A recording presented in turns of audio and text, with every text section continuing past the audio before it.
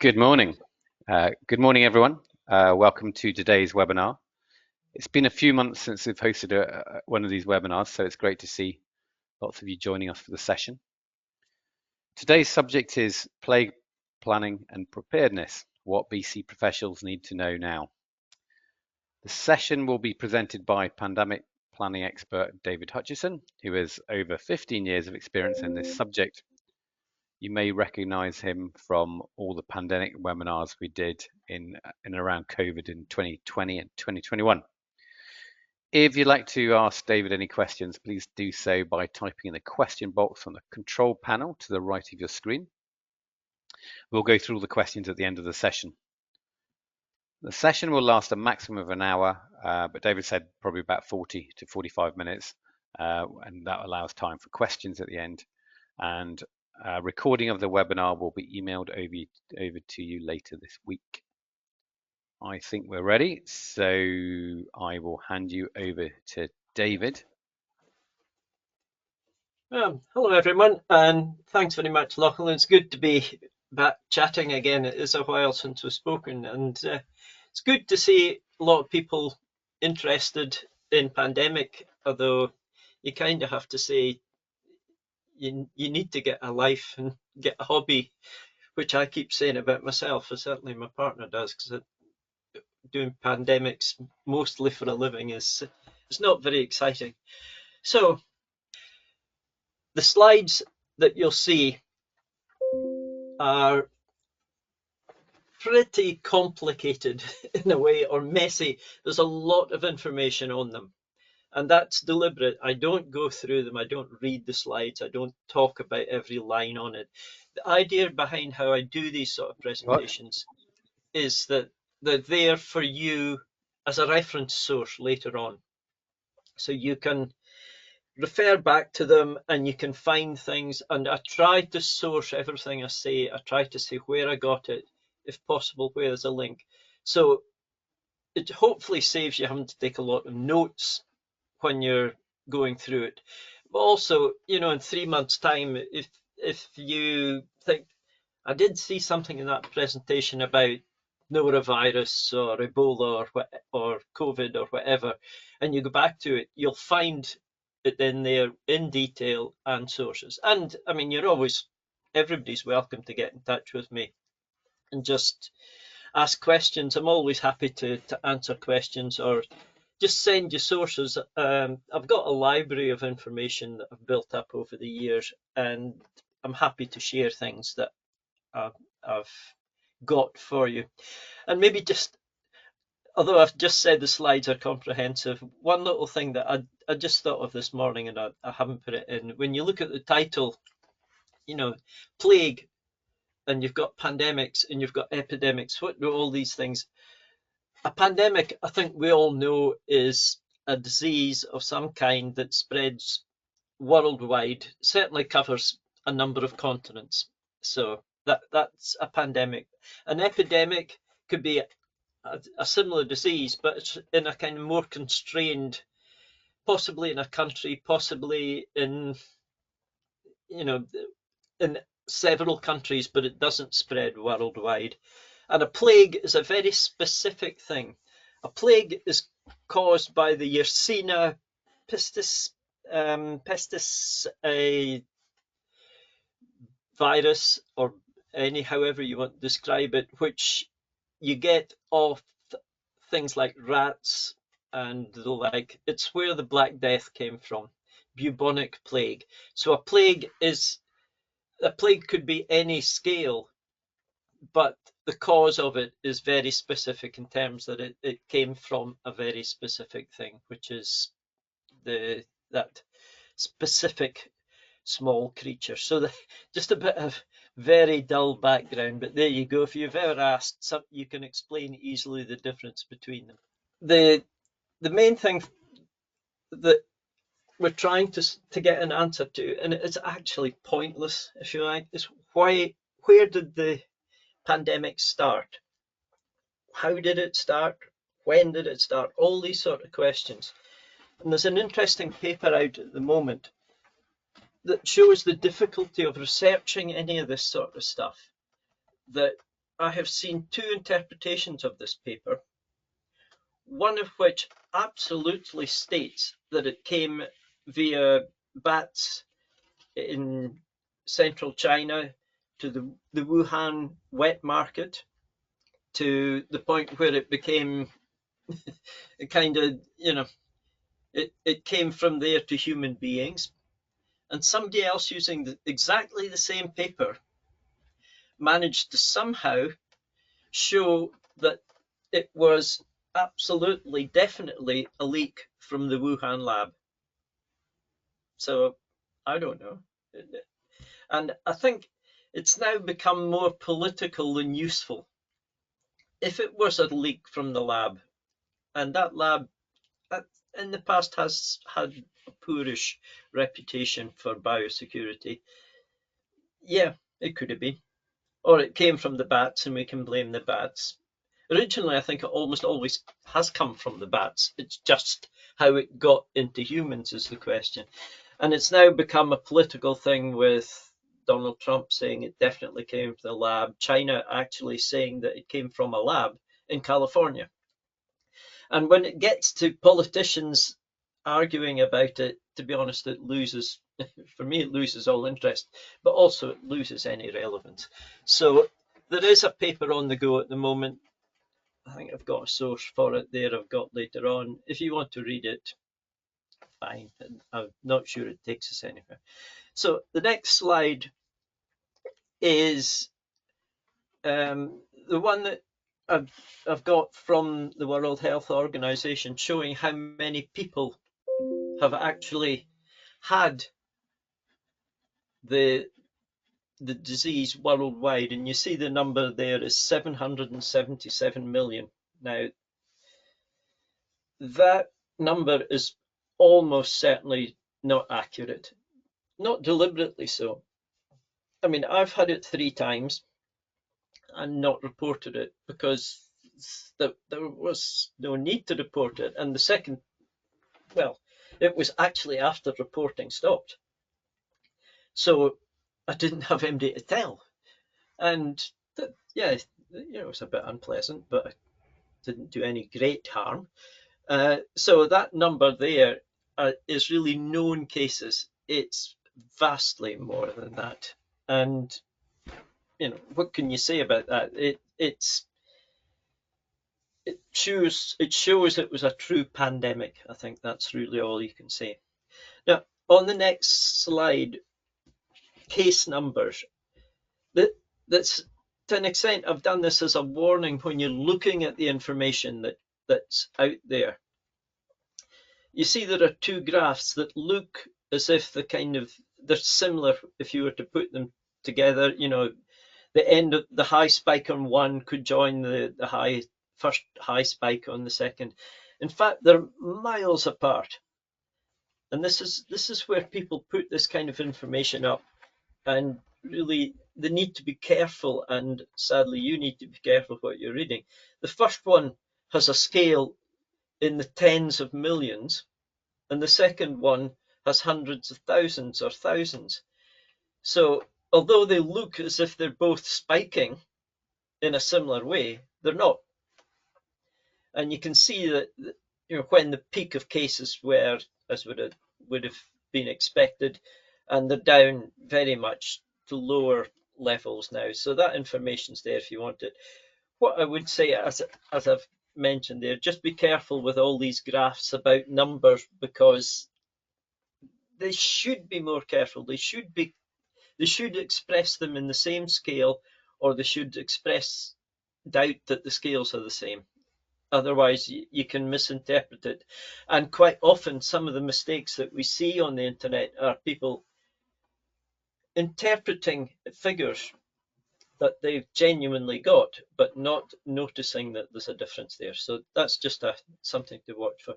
So on the next slide, about current variants, there's quite a lot going on at the moment about NB 1.8.1, which is Omicron. We'll come to that later on, but it's the one that's been on the go a long time. And I come to a bit about the media later, but a bit of warning about that. The Daily Mail today has a headline which says urgent warning over new variant of COVID. It, that experts fear it's more infectious with UK case numbers growing. Well, yes and no. It is more infectious, but the risk is low. Now, if you read the story far enough down, it does say the risk of serious illness from getting 1.8.1 is low, but that's not in the main headline. So again, and I'll do a wee bit about the media, but you just need to watch that, an urgent warning over something that actually isn't that serious. So as BC folk, we kind of need to watch that we don't get pressurized into things that are not entirely the case. And I know a lot of what I'm saying is negative and a bit of a kind of warning about everything that's going on. But that is part of, I think, what we all need to watch for is we need to watch for problems coming. We need to watch for diseases and every other thing that affects business continuity life.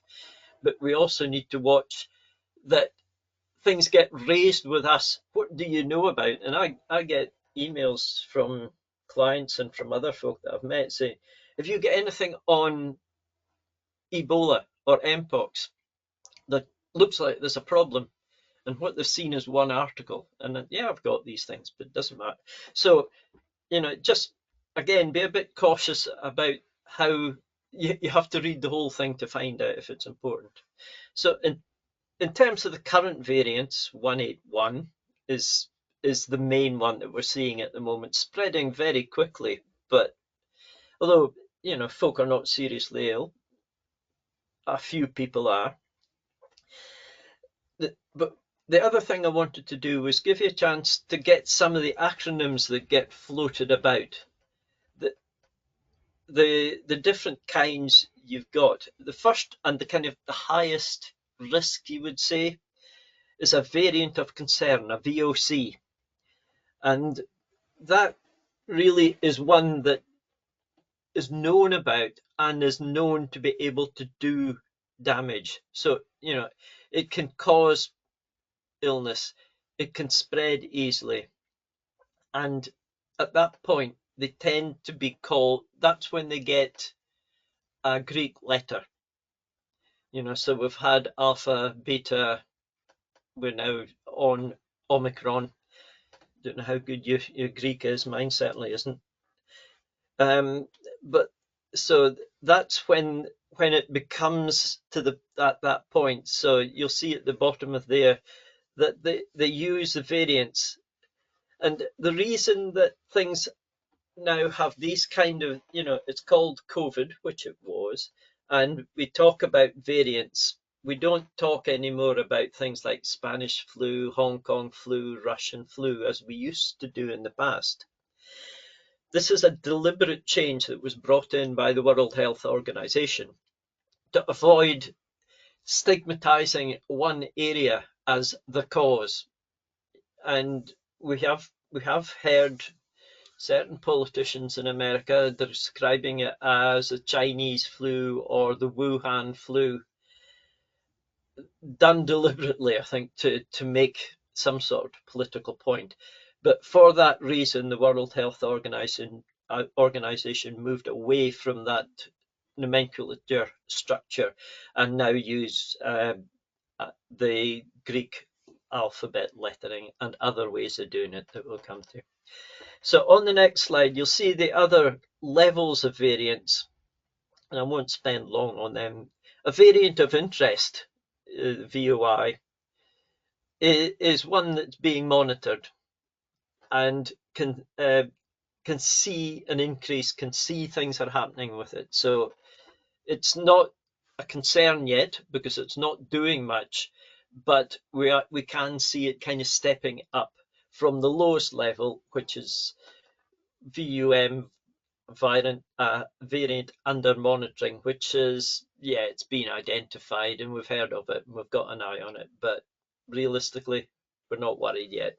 So those kind of three acronyms, the VOC, VOI, VUM, are now becoming more common, and you're seeing them used a lot. It's a fine line between any of them, to be honest, but the best I could suggest is that at least you know what that means if you're going to take it in any detail. So on the next slide, what I would just say is, if you thought, well, COVID's dying off, probably never need to bother about any of that sort of stuff, don't worry, there's plenty more diseases where that one came from. And on the next slide, there's a list of them. I can't remember, is it 20 or 25?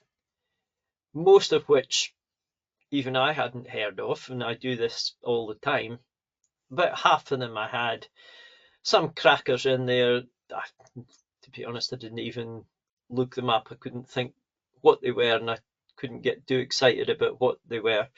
But quite a few on there that you will recognise.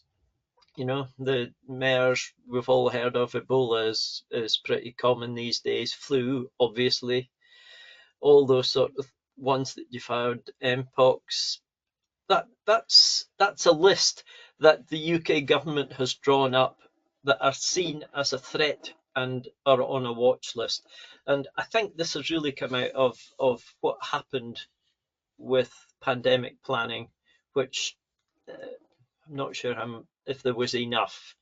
And again, it's very easy to be critical of governments and how they managed the pandemic, but I think it's one of these things where they couldn't be right no matter what they did. And yes, it could have been done better. Yes, things could have been done differently with hindsight, but hindsight's, of course, always perfect. And at the time when we didn't know things, I tried to give them the benefit of the doubt. I wouldn't have liked to have been in Boris Johnson's position and other leaders when this was happening. It's when the job is terrible. But anyway, there's a list now. So on the next slide, in terms of what has the UK, and others are the same. What are defined as the biggest risk? Well, obvious ones: COVID and H5N1 bird flu. We'll come to that. We know that. But actually, the one considered by many the biggest risk is measles. And measles is part of a group, Paramyxoviridae. He says, trying to do that, not having the slides and trying to do this from memory and probably pronouncing it rubbish anyway, but never mind. That virus includes measles, mumps, respiratory issues, Nipah virus, and a whole raft of other things. But measles specifically has virtually in many ways disappeared. I mean, I'm as you can see on the screen, an extremely old person. I was born in the 50s, and I had measles when I was young, and so did everybody else really, and I had mumps and chickenpox, because the vaccines, certainly the vaccine for measles, really came in, I think, about 1963. So, you know, it was quite common and unpleasant, but you got over it. It was just in those days seen as it's just what kids got. And they always spoke about having, if one kid got it, they would then be invited round to people's houses to get everybody to get it at the same time and get it out of the way. But, you know, measles is a problem. You think, well, you don't see much of it now, and is it really that much of a problem if it came back? Well, the World Health Organization described measles as one of the world's most contagious diseases. If one person has it, they can infect up to 10 close contacts. So it's extremely infectious. It's an airborne spread disease. It'll stay in air for a couple of hours, and there's no treatment for it, just care. I mean, must have had it when I was very young. But all I remember, it just felt rubbish, and you had spots and all sort of things, and you stayed in bed for a few days, and you got over it, and most folk will. But measles is a real risk, especially for children. It can cause a number of diseases, and the the difficulty is that these sort of what were childhood illnesses in my day that had largely disappeared are making a comeback, and they're coming back. I'll talk a little bit about it, but largely because there's a resistance to taking vaccines. I think I have a slight mistake in one of the slides later on. A resistance to vaccines. It's not a resistance to the vaccine itself, it's a resistance to taking the vaccine. And much of that goes back to controversy over the MMR, the measles, mumps, and rubella vaccine, that a certain doctor said caused, I think he said it caused autism. Certainly, it caused something, and he was very largely discredited. But he's still going. He's still making the same claims. The internet is still full of them, and so it led to a lot of parents deciding not to have the MMR vaccine, and still that is the case.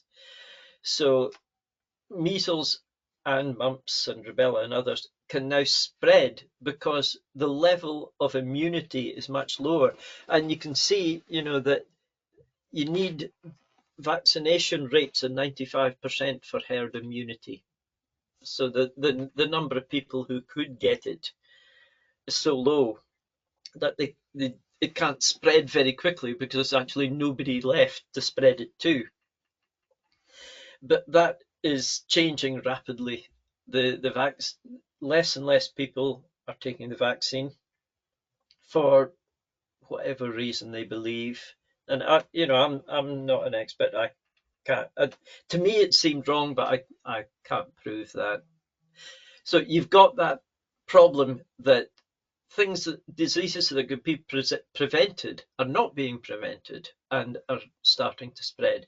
So that's why measles is now high on the list, especially the fact that it spreads so quickly, it spreads so easily, and it seriously affects especially children. So that's why measles is an issue.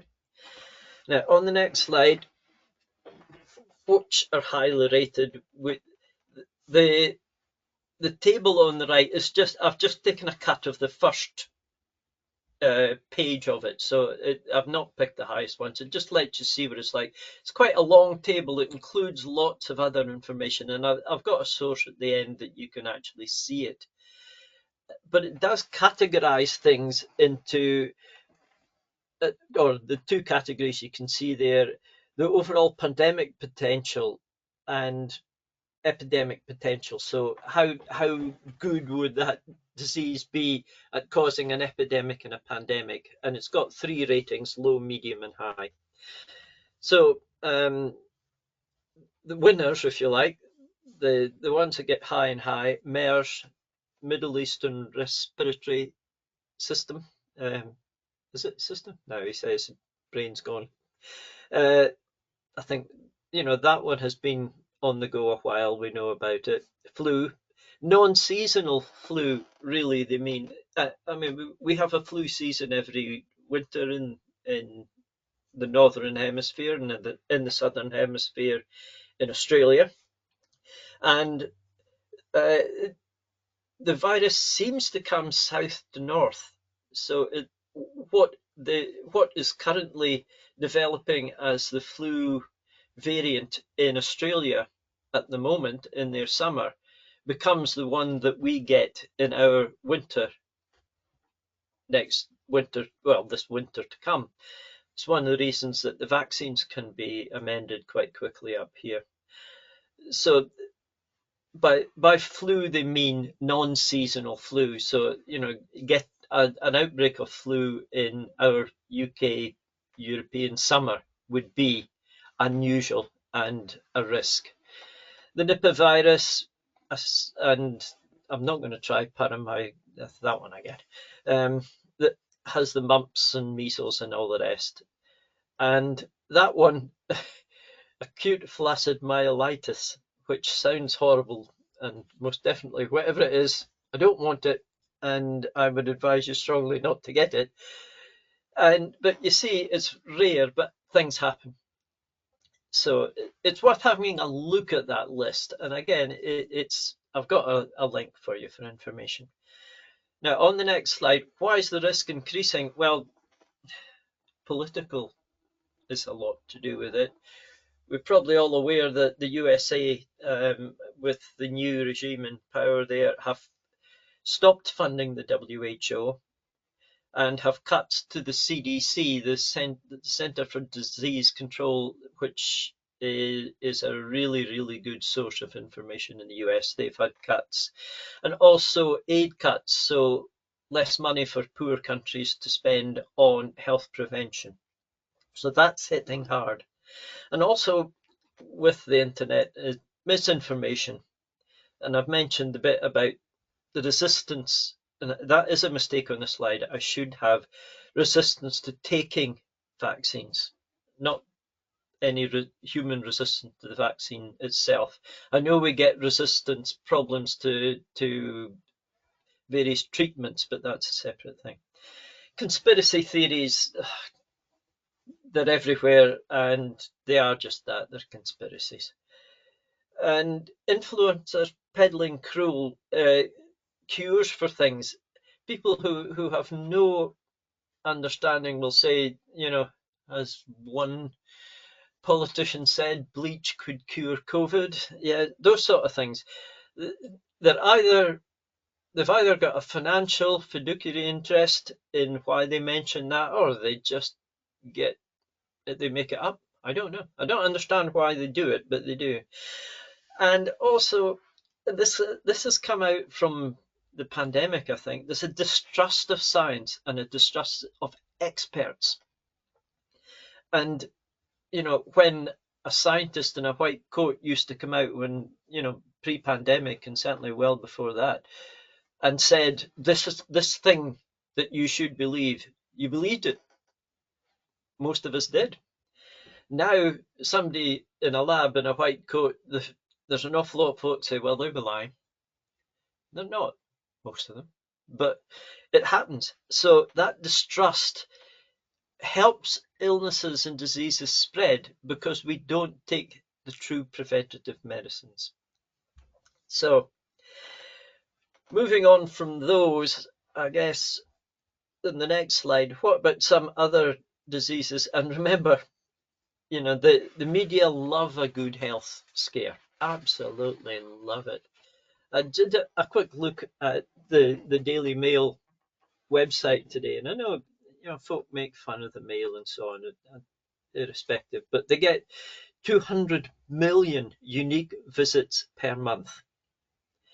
It's the largest English language website globally, a news website, I mean. And it turns over something like 1,500 stories in a day. Now that seems high to me, but I suppose there's all the stuff, all the showbiz stuff and this sort of thing maybe, but it's still a huge amount of stories that are going through. So their journalists are under a lot of pressure to find stories. And health is always a good one. So just looking at what's in it today, I think I mentioned it earlier, urgent warning over new COVID-19 variant that experts fear is more infectious with case numbers growing in UK. Yeah, but the risk, low. So it's spreading, but you're not going to be that ill. The vast majority of us anyway are not going to be ill. But the first word, urgent, or urgent warning. Then the next thing about measles. Frightening map reveals US counties where world's most infectious disease is set to surge. That's measles. But frightening map, good for getting a click. And then a cracker. Terrifying alert over rise in lethal fungus. Experts say is a threat to humanity. Well, yes, under very specific and quite controlled circumstances, it is a threat to a person or people. Yeah, all these things could happen. But again, it's just, it's made a story out of something that is, can you say it's not true? Well, there's truth in it, so therefore maybe it's true. But the use of the words urgent, frightening, terrifying, that's where folk in our business need to be just a bit careful about what people are saying about us. So just to leave some room for questions, I know we had a wee technical issues at the start, so I'll try and go through some of the rest relatively quickly. So on the next slide, what happened to bird flu? Well, nothing really. Bird flu's still there. You can still see it if you look for it. There's 170 million cases of poultry, 1,000 herds of cattle in the States have had it, according to CDC, but very low human cases, 60, 70. And every one, I think there was one in Canada, couldn't be traced back to direct contact with one of those herds. So it's still not a big risk. H5N1 is still the one we hear about. It's still by far the largest variant that's out there. And it'll come and go. Will it come back? Yeah, probably it will. There'll be outbreaks of it. Will it become a pandemic? Who knows? Might do. But it's one to just keep an eye on, and there's always outbreaks of it. But again, just be careful that the outbreaks that we're talking about, almost all are outbreaks in animals or in fowl, and the cases are related to that. And just as a reference for you, and I won't talk about this on the next slide, what do the H and N actually mean? Now you can Google that easily enough, I know, but there it is for you. It just explains what it means. Does it matter? No, I can never remember it. I tried. I get the hemagglutinin bit, but I could never remember the second one. So, but it's there if anybody ever asks you, you can say, I have got a slide on that that tells you exactly what it all means. And your life will be greatly enhanced by having that, I'm very sure. So on the next slides, I'll go over some of the other diseases that make it into the media, and depending on where you're based and where your company operates, some of these things might matter to you. The first one, norovirus, that happens everywhere. Now it's the kind of thing that that's why there's a picture of I had a picture of a cruise ship on it, because they're perfect breeding grounds for norovirus. It's one of these sickness bug viruses. You've probably heard of it. It's very unpleasant. Almost everybody makes a full recovery from it. But it's just the nature of it. It hits very hard. It's very unpleasant. Nausea, vomiting, diarrhea, cramps. Horrible when you've got it. The incubation period is quite short, so it can actually it can spread very, very quickly. It doesn't last long, but you feel absolute rubbish after it. I know it's kind of 2 to 3, maybe 1 to 3 days that you've actually got it, but you're probably if you've had it badly, you're probably a week that you're laid up by it. So that's one that can happen anywhere and at any time. And although working from home has now kind of reduced it a bit, it was one that we used to use for scenario exercises quite a lot, especially if you're in a town that gets cruise ships or large groups of tourists coming. It's quite a neat scenario to use just out of the blue that a cruise ship or a group has brought the norovirus infection, and they were in the same restaurant as your staff on a night out, and a lot of the staff got it. And for the next week, they're going to be falling very ill and not able to work. So is it terrible? No. Unpleasant? Definitely. Does it spread easily? Yep. And if you get it, it doesn't give you much immunity. You can get it again pretty darn quickly, frankly. So if you want something to use as a very short and sharp scenario, we've done a few like that especially we did quite a few for local authorities with cruise ships and so on. It's one to keep in mind. It will happen. It never disappears, and it's nasty. So the next one, mpox. Now this used to be called monkeypox, but it's now called mpox. And the reason is for the same reason that we now don't call it Spanish flu, Hong Kong flu, and Russian flu. I'm sorry, I'm kind of facetious about the WHO, but they didn't want to they didn't want to offend primates.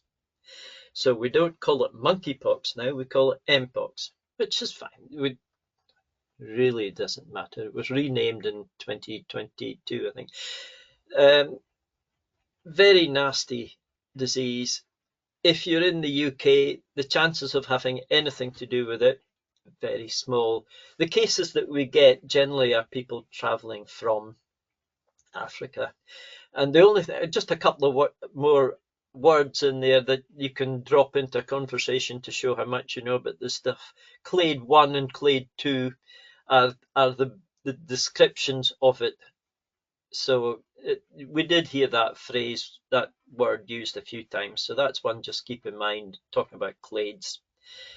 The next one, Ebola, Marburg, same sort of thing, horrible disease, largely in Central Africa, much the same sort of thing. If you have people going there or coming from there, then it's something to be aware of. Cases in the UK and in the West, in Europe, anywhere, very small, and almost all cases of mpox, and there was that little panic about it recently, and Ebola, they're traced back to individuals who have come from the area where it's in the areas where it's endemic. So it's one to know about. But again, the mpox panic, and I was doing talks for people, happy to do that, happy to explain it to, but say the chances of it spreading in this country are extremely small. So those are the kind of other ones. And the next one, will there be another pandemic? Well, I thought these are the days of AI, so I'll ask ChatGPT if there was going to be another pandemic. And that's what it said. And I can't argue with that, really. Almost, I have always said it's very likely to be, almost certainly, because we've had pandemics as far back as we can possibly find. That there was supposedly way back in Egypt and all these sort of things. They've been happening forever. And the way we live now, we travel a lot. We live in more dense areas. If you look at London, Paris, Madrid, Berlin, how crowded these cities are compared to 1,000 years ago. It's easier for things to spread, and climate change are bringing diseases certainly further north into Europe and America, the USA, that didn't come because the climate didn't allow it, especially things that have mosquitoes and these sort of, insect-borne things. They're now moving north. So there is a degree of risk increased by climate change. As the north becomes warmer, it's more likely to suffer some of the diseases that are further south. So that's a quick run through the stuff. The slides hopefully give you a guide. Now on the next slide, sources and resources. As I say, I tried to make this a reference presentation that you can use to go back to. Ignore listening to me, I can understand that, but stuff you can look up. So I've got lots of sources there of good groups to look at. GISAID are good, European Centre for Disease Prevention and Control are good, CDC I think we'll all know of. WHO will all know of. And one that might surprise you at the end there, the Telegraph, which the Daily Telegraph, is it still called in the UK? A newspaper that I think is certainly in UK terms is often unkindly referred to as the Tory graph, because it's certainly on the right of politics is what it supports. I'm not interested in its politics at all. But what I would say about the Telegraph is it has the best health bulletins and health articles of any of the media that I have found in the UK. They have a specific bulletin that they issue. I don't know if you have to subscribe to get it. You might be able to just get the health bulletin. If you can, I would suggest that you do subscribe to it, because it really does have good quality journalism about health issues. I use it for information. Obviously make sure I refer to it, but I would recommend it. I think ignoring any of the politics, the health ones actually have very little politics in them, but a lot of good referenced sources. So I would say that that's something well worth having a look at if you get a chance. You may be able to get it without a subscription. And just finally, in terms of my details, my contact details are there. If you've got anything that you want to share, anything you want to ask about, just get in touch. I'm happy to chat about it. I'm happy to send emails with information that I've got. As I say, I've got a lot of stuff. I keep thinking about putting a blog on our website, not for any more than just to give you, anybody who wants it, all these sources. And if you think that that would be of use to people, one or two, let me know, and I'll probably stop being so lazy and actually put it up on the website. So I'll probably do that in the next wee while. But if you think it's useful, let me know. But if you want any information, more than happy to talk about it and share it with anybody I can. And at that point, sorry for the slight delays at the start, but hopefully you've got enough out of it. And we'll take some questions if anybody has questions. Now, I'm not entirely sure how I get to see the questions, but let's see if perhaps I I will. think there's definitely one question there that we're hoping you could answer. Okay, let's see. Oh yeah, I see questions. Oh, what if any of the diseases could be best utilized as part of a scenario exercise? It depends. I would say loss of staff over a period of weeks rather than short term. But norovirus is the best short term one, so that probably not one for that. It's very good because it's very vicious, nobody dies, and you get over it in a short term. I would say, based on the probability of what's going to happen, I would go for bird flu. I would go for H5N1, because it has all the capabilities of being the next pandemic, as it was a pandemic before. So my favourite, and the one that I'm still doing with people if they ask, is H5N1. There's a lot of good information. You can make good slides, you can make good videos about it, so you can make it quite interesting, and it lasts.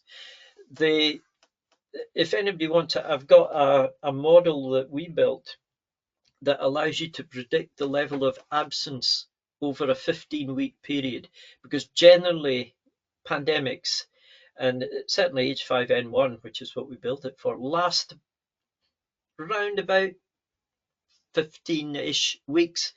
And we built a model with the NHS for the 2009 one, the level of absence per week, and it kind of peaks about week 6, 7, and 8. You get the higher level, so you could use that and feed in the number of staff you've got, and that would give you a picture of how it would rise and fall over a period of time. So I'll have a copy of that somewhere if anybody wants a copy, let me know. I don't mind you using it. I'm not bothered about the fact that it's Glenn Abbott's.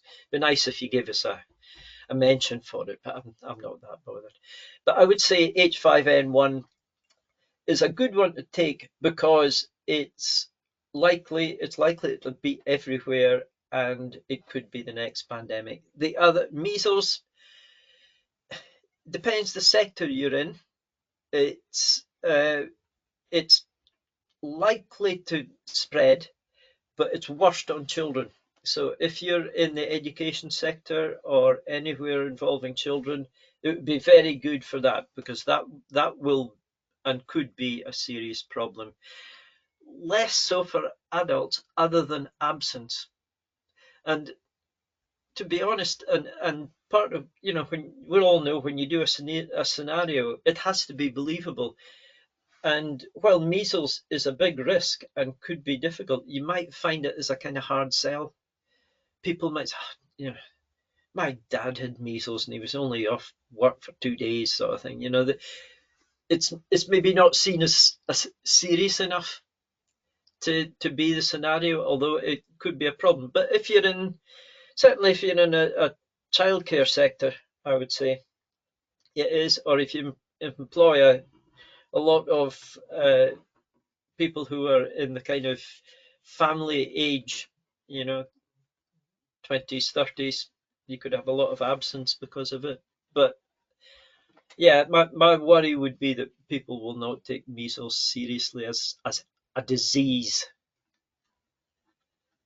So hopefully that answers it. I think I waffled around a few options, but I would say H5N1 because everybody's heard of bird flu, and it's a good one to go for.